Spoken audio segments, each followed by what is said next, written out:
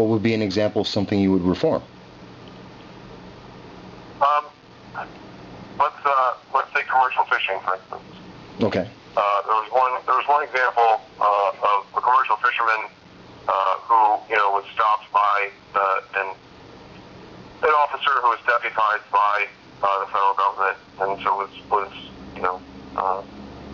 enforcing federal law. He identified that there were a number of fish on this individual's trawler. I'm not familiar with commercial fishing, but the way it played out was that the number that this individual counted of how many fish that were undersized or the wrong species or what have you, he counted them out on the water.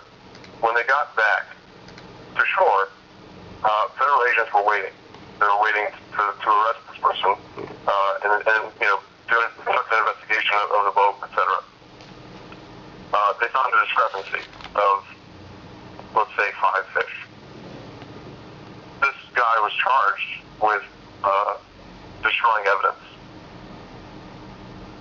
He was charged with a felony offense, and it, in short, kind of ended his commercial fishing career. Something that he loved doing, and indeed, if this person, had committed a crime, to what extent is it appropriate to handle it in such a manner? And the list goes on. And I think, and I know I'm not speaking of a federal law here, but I think another example that I think people can resonate with and come to understand is that there's a general principle, or a principle that some law professors sort of point out to their students, that unless you're willing to kill for it, be careful or take caution in writing, a criminal law, because what needs to be remembered is that police, law enforcement officers, are paid to enforce the law, and if they encounter resistance in enforcing that law, they're authorized to use force. And in the course of doing this, if that force results in the injury of someone or even the death of someone, then you have a tragedy on your hands. So I think one good example of this is the example I was talking about, and I know this is not a federal law, but I think it speaks well to the overcriminalization problem, is that Eric Gardner was apprehended for selling loose cigarettes. So add to that the rather prohibitive taxes that are placed on cigarettes in New York State. That this individual was apprehended and it resulted in his death is, I guess, what is the root cause of this? My argument, my claim here, is that the root cause of that was overcriminalization. That, why were police apprehending him to such a degree for a crime that, is it really that serious, selling loose cigarettes? So these are the reforms that I'm talking about.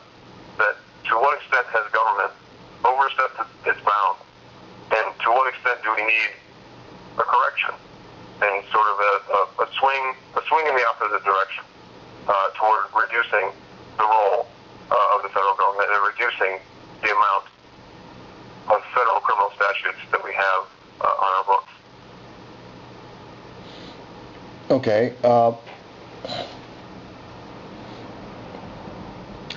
I'm just trying to correlate the example you gave of Eric Garner, and for those who are not as familiar, who may be listening to this, this was a case in July of 2014, and where the police were apprehending the individual for selling cigarettes that potentially or allegedly did not have tax stamps on them, which is a crime, and there was a overuse of force by police, which resulted in him, he was in a chokehold, which then resulted in him dying.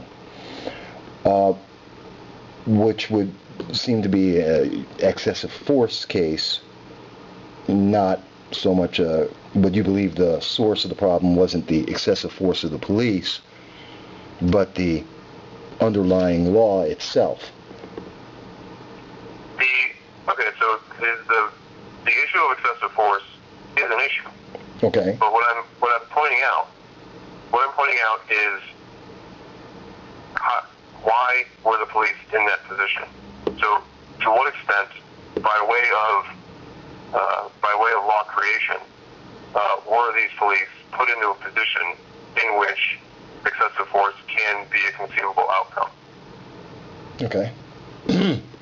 I understand. So it's a step above, we're going up the chain to say, yes, law enforcement officers are, is there corruption in certain police departments? Are there, bad apples in the bunch? Yes, these are issues. But what I'm saying is that what can be done at the federal level to prevent some of these things?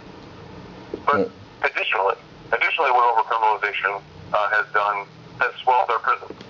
Our prison population in this country now, well, I should say incarcerated population, because we're including both those in jail and in prison. We're talking, it varies, I would say 2.3, 2.4 million people. So our incarceration rate is higher than that of any other industrialized country. And that is, aside from being, an ethical issue, as a federal, taxpayer, wondering where your money is going. An over-reliance on incarceration is cost prohibitive. And I want to make clear that I'm not talking about, reducing sentences for violent offenders. There are clearly people who deserve to be incarcerated. However, if there are individuals that have committed a nonviolent offense, that are serving, long sentences, does it create a larger problem in that you're removing this person from society for an extended amount of time, and then you encounter a reintegration problem. So is this person going to be able to reintegrate? Is this person going to be able to find employment?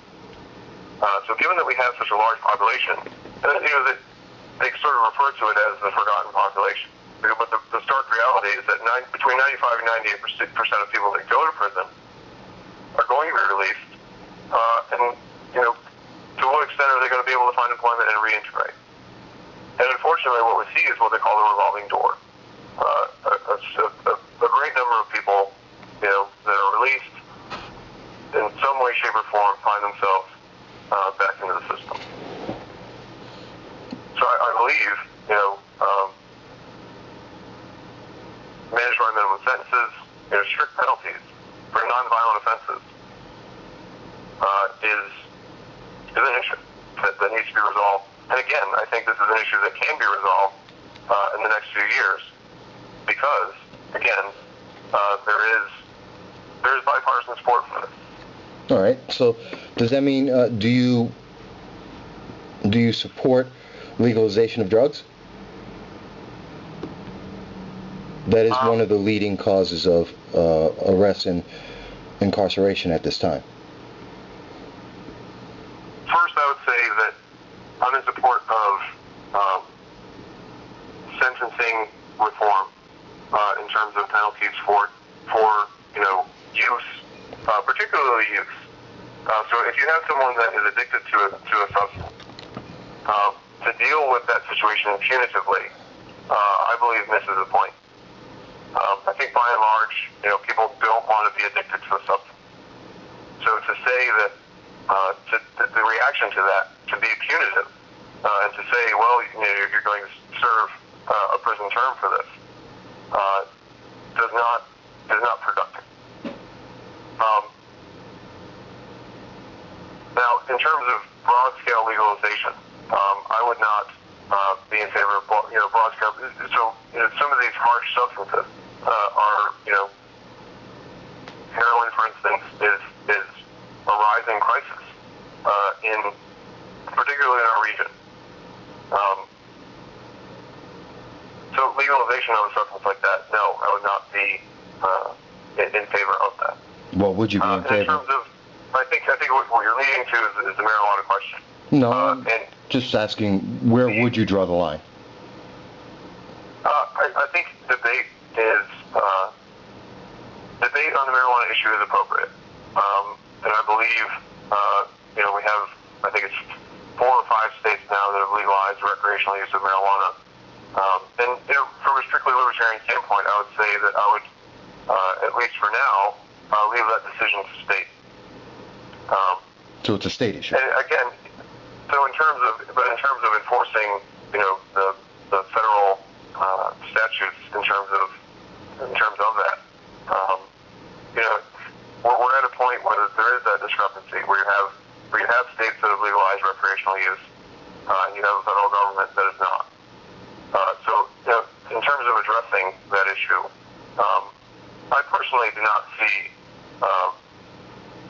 even from a practical standpoint, so if we were to legalize recreational use of marijuana, aside from the typical arguments about this, what we could also consider is cannabis as a crop that's used for many other things. The insulation of homes, for instance, by many accounts, it's a great insulator. It's breathable. It's a great product. And making hemp rope, the list goes on. So aside from the recreational use aspect of this, is our economy sort of missing out on? Because this is something that I even looked into was, could I insulate my own home with hemp somehow? And there's some sort of complicated process where you have to have it, imported from somewhere, and on and on. Yeah, but my question was specifically, where would you draw the line? Now, I understand you said it's a state issue, and I understand that you believe that there may be other uses for specifically hemp, but where my question still stands, where do you draw the line? What drug? I'll draw the line at marijuana. I believe, so just with the data, so given, what amount of violent crime is, so if you're looking at what amount of violent crime is tied to, alcohol use versus marijuana use, and, in terms of, there being some sort of public crisis, if the recreational use of marijuana, properly regulated, mind you, just as alcohol is regulated, could we establish a system in which the recreational use of marijuana, is permissible? I believe that's reasonable. Above that, however, we're talking about substances that are beyond. They need regulation. Okay, I understand. But again, from a libertarian standpoint, so long as your behavior is not infringing on the rights of others, that's the line. But from a pragmatic standpoint, broad scale legalization of every drug under the sun. First of all, it's not realistic, and second of all, I think there is a danger there. Okay. So if it were possible, if there were a situation in which the conversation over the legalization of marijuana happened, yes, I would vote for the recreational use of marijuana. Okay.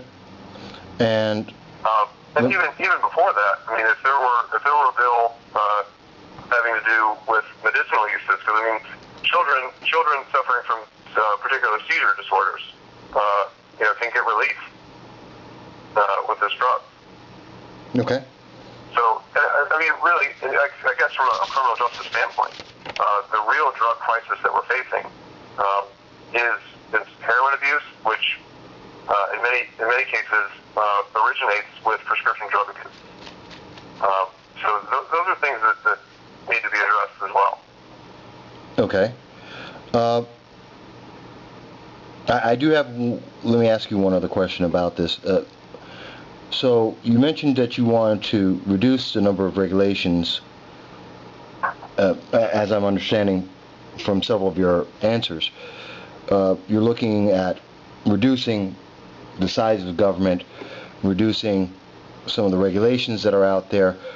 But at the same time, how do you feel then about the alternatives that are being used now for heroin? In Ithaca, they've just created a heroin maintenance program. In Broome County, in particular, they're starting several programs to not arrest individuals, but to try and provide treatment. But that's government initiated. And you've also said you want to reduce the size of government, but this is something that would expand it. How do you reconcile that?